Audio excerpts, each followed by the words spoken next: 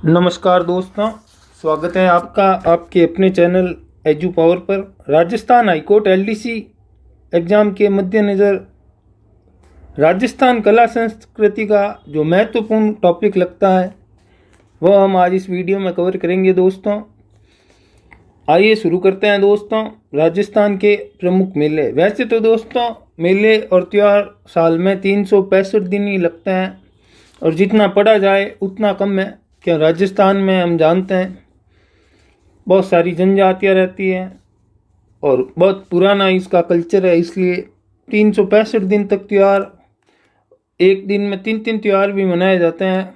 किंतु इसमें केवल जो परीक्षा की दृष्टि से महत्वपूर्ण है वह मेले कवर करेंगे अपन।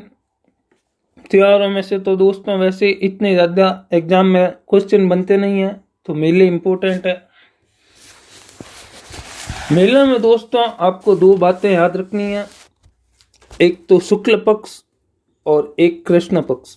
तो कृष्ण दोस्तों काले को कहते हैं, तो जैसे मारवाड़ में बोला जाता है चांदना पग और अंधेरा पग, तो कृष्ण अंधेरे पग यानी कि अमोस वाले जो 15 दिन होते हैं अमावस्या वाले, उसे कृष्ण पक्ष कहेंगे, और पूर्णिमा वाले जो 15 दिन होते हैं उसे शुक्ल पक्ष कहेंगे। यानी जिस 15 दिन में पूर्णिमा आती है उसे चांदना पक्ष कहा जाता है, और जिसमें अमावस आती है उसे अंधेरा पक्ष कहा जाता है। तो आइए दोस्तों शुरू करते हैं। ये मेले हम दोस्तों देखेंगे जिलेवार, क्योंकि माँ के हिसाब से भी मैंने पढ़ के देखा है खुद ने, तो मेरे को कभी याद नहीं हुआ, किंतु जिलेवार अगर याद करते हैं तो कहीं ना कहीं क्लिक होता है कहाँ उस जिले में ये मेला होता है। तो इसलिए जैसा मैंने पढ़ा है वैसा आपको देने का प्रयास किया है। आइए दोस्तों जिलेवार मेले शुरू करते हैं। दोस्तों सबसे पहले देखेंगे जयपुर ज़िला, और जयपुर ज़िले में लगने वाले मेले। तो उसमें दोस्तों सबसे इम्पोर्टेंट अगर देखें तो तीज माता, और उससे भी इम्पोर्टेंट गणगौर मेला है दोस्तों। इसके अलावा बाणगंगा मेला जो विराटनगर में लगता है, और वैशाख पूर्णिमा जिसे हम बुद्ध पूर्णिमा भी कहते हैं इस दिन लगता है दोस्तों। इसके अलावा शिला देवी का मेला, शिला देवी हम सब ने पढ़ रखा है, मान सिंह लेकर आई था मूर्ति इनकी। इसके बाद चाकसू के सील डूंगरी का मेला, ये चैत्र कृष्ण अमावस वाले 15 दिन में दोस्तों यानी कि अंधेरे पक्ष में लगता है। सप्तमी और अष्टमी को इसे शीतलाष्टमी भी कहा जाता है। शीतलाष्टमी जो होली के बाद आती है। इसके बाद है जयपुर से जस्ट नीचे आके देखते हैं तो सीकर में लगने वाले मेले। तो सीकर में दोस्तों एक ही मेला इम्पोर्टेंट है, वो है खाटू श्याम जी का मेला, जहाँ से प्रश्न ज़्यादा बार बना है। एक बार 2 बार जीण माता का मेला से भी प्रश्न बने हैं। खाटू श्याम जी का मेला, वैसे तो दोस्तों कृष्ण भगवान के ज़्यादातर मेले पूरे भारत में ही फाल्गुन मास में ही लगते हैं, और ये लगता है फाल्गुन शुक्ल दशमी से द्वादशी तक, यानी कि जिसे 12 तारीख बोला जाता है या 12 बोला जाता है। इसके बाद जीण माता का मेला। तो दोस्तों दोनों नवरात्र चैत्र और अश्विन यानी कि गर्मी में और सर्दी में दोनों नवरात्रों में या जीण माता का मेला लगता है। इसके बाद है दोस्तों अपने अलवर क्षेत्र के मेले, यानी मेवात क्षेत्र। तो मेवात क्षेत्र में दोस्तों एक मेला परीक्षा की दृष्टि से महत्वपूर्ण है, और ये बहुत बार परीक्षा में आ रखा है। ये भृतहरि का मेला। ये दोस्तों भृतहरि का जो स्थान है वो कनपटे साधुओं का तीर्थ स्थल है। कनपटे साधु जैसे उत्तर प्रदेश के वर्तमान मुख्यमंत्री जो योगी जी हैं वह भी कनपटे साधुओं से ही संबंध रखते हैं। ये मेला दोस्तों सावन के बाद आने वाले महीने भाद्रपद यानी जिसे हम भादवा बोलते हैं उसकी शुक्ल सप्तमी और अष्टमी को लगता है। ये दोस्तों मत्स्य प्रदेश यानी मत्स्य प्रदेश जिसमें भरतपुर, करौली, धौलपुर और अलवर ये सब मिलाकर मत्स्य प्रदेश उसका सबसे बड़ा मेला है दोस्तों, इस बात का ध्यान रखिएगा। ये मत्स्य अंचल जिसे कहते हैं उस अंचल का सबसे बड़ा मेला है।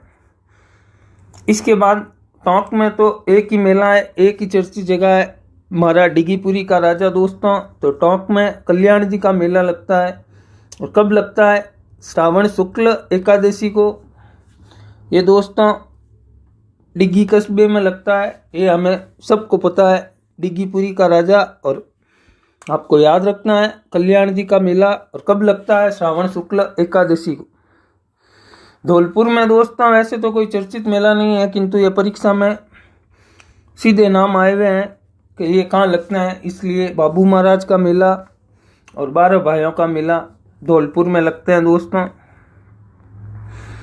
इसके बाद दोस्तों अगला है करौली में लगने वाले मेले। करौली में दोस्तों केला देवी का मेला लगता है, बहुत ही चर्चित मेला है। परीक्षा की दृष्टि से तो वेरी मोस्ट इम्पोर्टेंट मेला है। यहाँ से 3 प्रश्न तो लगभग हर परीक्षा में पूछे गए हैं। जैसे पहला प्रश्न, केला देवी का मेला, केला देवी माता का मंदिर कहाँ पर है? तो ये करौली में। कब लगता है? चैत्र शुक्ल अष्टमी को भरता है। इसके साथ पूछा जाता है लक्की मेला कहाँ पर भरता है? तो लक्की मेला केला देवी के मेले को ही लक्की मेला कहा जाता है। इसी के साथ एक प्रश्न और पूछा जाता है दोस्तों, जिसे कहा जाता है लांगुरिया गीत। तो वो कहाँ गाया जाता है? वह भी यहीं पर गाया जाता है दोस्तों, लांगुरिया गीत।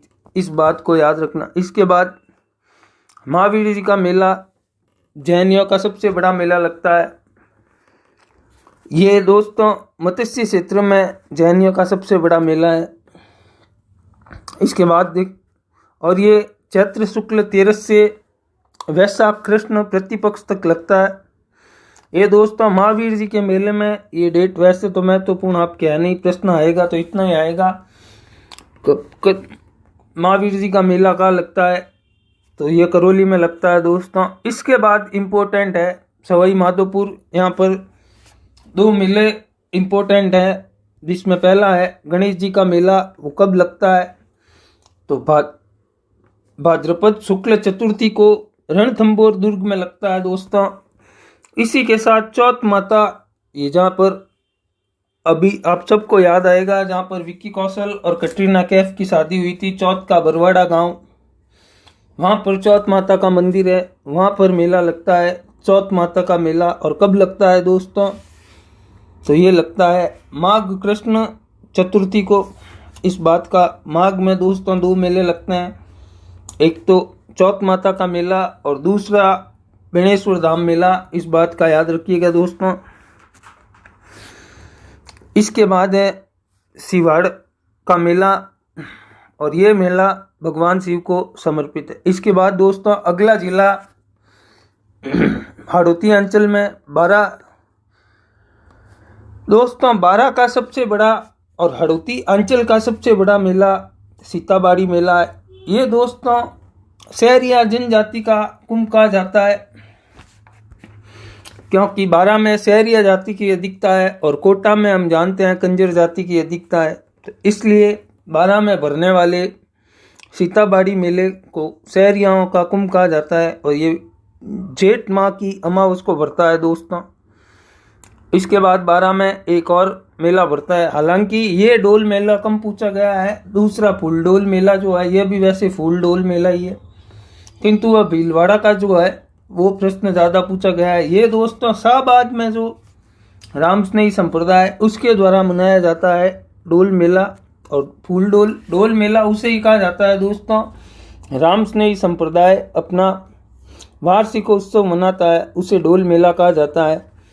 तो ये 12 में डोल मेला और भीलवाड़ा में इसे फूल डोल मेला कहा जाता है। और ये कब मनाया जाता है? भाद्रपद शुक्ल 11 को ये डोल मेला 12 में मनाया जाता है दोस्तों। अब बात करते हैं बूंदी के मेले। तो बूंदी में दोस्तों एक मेला इम्पोर्टेंट है, कजली तीज या उजली तीज। ये दोस्तों जिसे बड़ी तीज भी कहते हैं मारवाड़ अंचल में। और वैसे लगभग पूरे राजस्थान में बड़ी तीज इसे कहा जाता है। तो ये भाद्रपद कृष्ण तृतीया को मनाई जाती है। इसके बाद दोस्तों देखते हैं कोटा के मेले। तो कोटा में दोस्तों वैसे तो चर्चित केवल दशहरा मेला है, इसी के साथ एक और मेला मनाया जाता है यहाँ पर सांगोद का नान। उसमें केवल इतना ही याद रखना है कि सांगोद का नान का मनाया जाता है। दशहरा मेला दोस्तों विजयादशमी के दिन मनाया जाता है, जो अश्विन शुक्ल यानी कि जो सर्दी के नौरते आते हैं उन नवरात्रि में मनाया जाता है। कोटा के अंदर सबसे बड़ा राजस्थान का दशहरा मेला मनाया जाता है और इसकी शुरुआत माधो सिंह प्रथम के समय से कोटा में हुई थी। इसके अलावा आपको याद रखना है सांगोद का नान कोटा में होता है। इसके बाद बात करें चित्तौड़गढ़ के मेले की, तो मातृकुंडिया का मेला राशमी गांव दोस्तों, यहाँ से हिस्ट्री में भी एक बात इम्पोर्टेंट है कि मोतीलाल तेजावत ने यहीं से एक ही आंदोलन की शुरुआत की थी। गरासियाओं का हरिद्वार कहा जाता है दोस्तों, राजस्थान का हरिद्वार कहा जाता है इसे। ये बैसाख पूर्णिमा को मेला भरता है, इसे राजस्थान का हरिद्वार भी कहा जाता है। इसी के साथ दोस्तों एक मेला और भरता है जिसका प्रश्न आज तक नहीं पूछा गया, वह है जौहर मेला। वो कहाँ लगता है? वो चित्तौड़गढ़ किले में लगता है। इसके बाद प्रतापगढ़ में एक ही मेला लगता है दोस्तों, गौतमेश्वर मेला, और ये इस बार एक दो परीक्षाओं में पूछा गया है, जो ऑनलाइन परीक्षाएं हुई थी उसमें। गौतमेश्वर मेला अरनोद में वैशाख पूर्णिमा को होता है दोस्तों।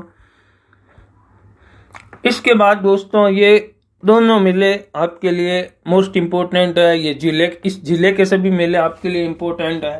डूंगरपुर के मेले, क्योंकि दाऊदी बोहरा संप्रदाय की सबसे बड़ी पीठ जो है वो गलियाकोट में है, शहीद फखरुद्दीन की, और यह दाऊदी बोहरा संप्रदाय की सबसे बड़ी पीठ है और सबसे बड़ा उर्स यहाँ पर लगता है। इसके बाद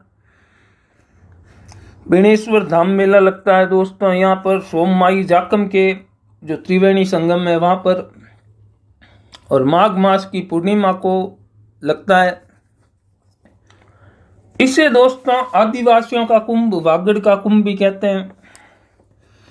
यहाँ जो गद्दी है वह, यह दोस्तों वैसे गद्दी आपके लिए इम्पोर्टेंट पॉइंट है नहीं ना। ये वागड़ी में बेणेश्वर का अर्थ डेल्टा का स्वामी, आपको इतना याद नहीं रखना है, आपको केवल इतना याद रखना है आदिवासियों का कुंभ, वागड़ का कुंभ, माघ मास की पूर्णिमा, बेणेश्वर धाम मेला। ये पॉइंट तो दोस्तों आपको रट के ही रखना है। अगर मेले में से प्रश्न बना तो 70% तक पूरी संभावना है इसी एक पॉइंट में से प्रश्न बनेगा, तो आपको याद रखना। इसके बाद दोस्तों अगला जिला है बांसवाड़ा। यहाँ पर गोटिया अम्बा का मेला लगता है। इस पर आज तक इतना ही पूछा गया है, गोटिया अम्बा का मेला कहाँ लगता है, तो बांसवाड़ा में कब लगता है? चैत्र की अमावस्या को। इसके बाद है दोस्तों उदयपुर। यहाँ पर ऋषभ देव जी का जो मेला लगता है वह इम्पोर्टेंट है। ऋषभ देव जी, इनका रंग काला है इसलिए कल्ला जी हो गया। केसर का भोग लगता है तो इसलिए इन्हें केसरिया नाथ जी कहा जाता है।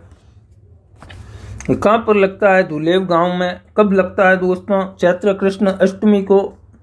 ये दोस्तों हिंदू जैन सद्भाव का मेला है, इस बात को आपको याद रखना है, यह हिंदू जैन सद्भाव का मेला है। इसके बाद यह मैंने आपको बता ही दिया, भीलवाड़ा में फूलडोल मेला लगता है, जो राम स्नेही संप्रदाय का वार्षिक महोत्सव होता है। ये चैत्र कृष्ण एकम से पंचमी तक मनाया जाता है दोस्तों, और स्थान शाहपुरा में मनाया जाता है। इसके बाद यह मोस्ट इम्पोर्टेंट है अजमेर के मेले। तो दोस्तों अजमेर में पुष्कर में जो मेला लगता है वैसे तो 15 दिन चलता है, किंतु यह खत्म कार्तिक मास की पूर्णिमा को होता है, और यह मेला कार्तिक मास एकम से पूर्णिमा तक लगता है। इसे मेरवाड़ा का कुंभ कहा जाता है, और यह मेला अंतर्राष्ट्रीय ख्याति प्राप्त है। अंतर्राष्ट्रीय लोग आते हैं यहाँ पर, यानी कि पर्यटक बहुत ज़्यादा आते हैं, इसलिए इसे सबसे रंगीन मेला भी कहा जाता है। इसी के साथ दोस्तों इसमें आपको तिथि तो याद नहीं रखनी, किंतु यह कहाँ पर होता है, बादशाह का मेला ये ब्यावर में होता है, इस बात का याद रखना है। हरियाली अमावस्या मंगलियावास में होता है दोस्तों। और उसके बाद अजमेर में पुष्कर के बाद इम्पोर्टेंट अगर कोई पॉइंट है तो ख्वाजा मोइनुद्दीन चिश्ती का उर्स है। ये दोस्तों 1 रजब से 6 रजब तक होता है। यह पूरे भारत में मुस्लिमों का सबसे बड़ा मेला है। तो दोस्तों अजमेर के ये 2 पॉइंट आपको याद रखने हैं, पुष्कर का मेला और ख्वाजा मोइनुद्दीन चिश्ती का मेला। इसके बाद बाड़मेर में आज तक दोस्तों यहाँ से प्रश्न वैसे तो नहीं बना है। हल्देश्वर पीपलूद का प्रश्न भूगोल में बनता है। नॉर्मली मारवाड़ का लघु माउंट किसे कहा जाता है। सुइया मेला चौटन गांव में पौष माह की सोमवती अमावस को लगता है और ये दोस्तों 4 वर्ष में एक बार लगता है, इसलिए इसको अर्धकुंभ की मान्यता भी दी गई। इसके बाद चुंगी तीर्थ मेला, ये अभी लेटेस्ट कई पूछा गया है, उसमें यही पूछा गया था चुंगी तीर्थ मेला कहाँ पर लगता है, तो भाद्रपद चतुर्थी को लगता है दोस्तों। किंतु जैसलमेर में अगर इम्पोर्टेंट है तो ये रूणीचा धाम में जो मेला लगता है बाबा रामदेव जी का मेला, वो इम्पोर्टेंट है। और ये दोस्तों भाद्रपद 20 से लेकर 10वीं तक लगता है। इसे मारवाड़ का कुंभ कहते हैं। रामदेव जी 5 पीरों में भी है, तो इसलिए इन्हें सांप्रदायिक सद्भाव का भी सबसे बड़ा मेला लगता है और इस मेले को सांप्रदायिक सद्भाव का सबसे बड़ा मेला कहा जाता है। इसके बाद दोस्तों जोधपुर जिला, यहाँ पर सबसे दोस्तों अगर प्रश्न आपके बनेगा तो खेजड़ली मेले से ही बनेगा, अमृता देवी से बनेगा। खेजड़ली मेला दोस्तों भाद्रपद शुक्ल दशमी को लगता है, खेजड़ली गांव में लगता है और ये विश्व में एकमात्र मेला है जो वृक्ष मेला है दोस्तों, इस बात को याद रखिएगा। इसके बाद दूसरा मेला जोधपुर में लगता है कोल्लू पाबूजी गांव फड़ोदी में, जो पाबूजी का मेला है और ये लगता है दोस्तों चैत्र माह की अमावस्या को। इसके बाद वीरपुरी का मेला जो मंडोर में लगता है दोस्तों श्रावण माह में के प्रथम सोमवार को। अब बात करें अगर दोस्तों नागौर के मेले की, तो नागौर में मेड़ता गांव में 4 भुजा जी का मेला लगता है जो श्रावण माह की 11 से पूर्णिमा तक यानी कि 4 दिन तक लगता है। किंतु नागौर में अगर प्रश्न बनेगा तो इस मेले से बनेगा जो है तेजा जी का मेला। यह परबतसर तेजा जी का यह परबतसर में स्थित है दोस्तों और ये तेजा जी का मुख्य पूजा स्थल है। यहाँ भाद्रपद शुक्ल दशमी को मेला लगता है। भाद्रपद शुक्ल दशमी को दोस्तों 3 बड़े मेले लगते हैं, बाबा रामदेव जी, तेजा जी और संत पीपा जी का। तो ये तीनों मेले भाद्रपद दशमी को लगते हैं। इसके बाद बीकानेर की बात करें दोस्तों, तो बीकानेर में सभी मेले लगभग इम्पोर्टेंट है। करणी माता का मेला चैत्र व अश्विन नवरात्रों को देशनोक में लगता है। इसके बाद ये इम्पोर्टेंट है दोस्तों जाम्बो जी का मेला, ये मुकाम नौका में लगता है। और फाल्गुन व अश्विन वर्ष में मास में 2 बार लगता है दोस्तों, वर्ष में 2 बार लगता है, फाल्गुन मास और अश्विन मास। इसके बाद जसनाथ जी में से दोस्तों वैसे तो मेले में से तो मूलतः कम प्रश्न बनते हैं। जसनाथ जी का संबंध पूछा जाता है तो वह कर्तियासुर में था।